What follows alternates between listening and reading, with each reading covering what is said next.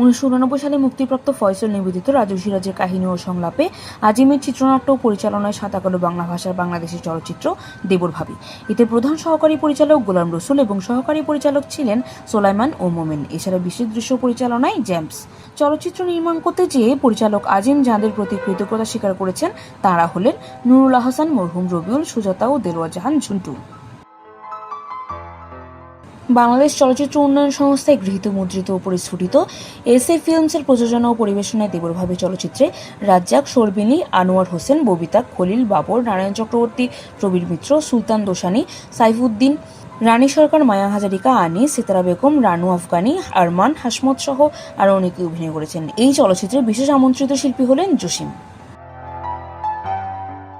দেবর ভাবিতে পরিস্ফুটনে নিশি ও মিন্টু, মুদ্রণে জাহাঙ্গীর, রুহুল আমিন, প্রোডাকশন কন্ট্রোলার মোহাম্মদ সুলাইমান, অপটিক্সে হাসান, লিভিং চার্জে মফিজ উদ্দিন, অঙ্কন ও প্রচারে গাজী, স্থিরচিত্রে নুরুজ্জামান, সংলাপ সংযোজনে নাসির, নৃত্য পরিচালনায় আমির হোসেন বাবু ও আব্দুল আজিজ, রূপসজ্জায় জামাল, শিল্প নির্দেশনায় কলন্তর, সম্পাদনায় ডিএ মজুমদার, সহযোগী সম্পাদনায় লোকমান হোসেন, চিত্রগ্রহণে রেজা লতিফ সহ ছিলেন আরও নেপথ্য শিল্পীবৃন্দ।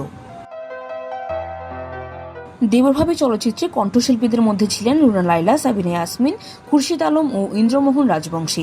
এছাড়া যন্ত্রসঙ্গীতে আলাউদ্দিন লিটল অর্কেস্ট্রা, শব্দগ্রাহক ও সংমিশ্রণে মফিজুল হক, সঙ্গীত গ্রহণে আব্দুল মজিদ এবং গীত রচনায় গাজী মাজহারুল আনোয়ার।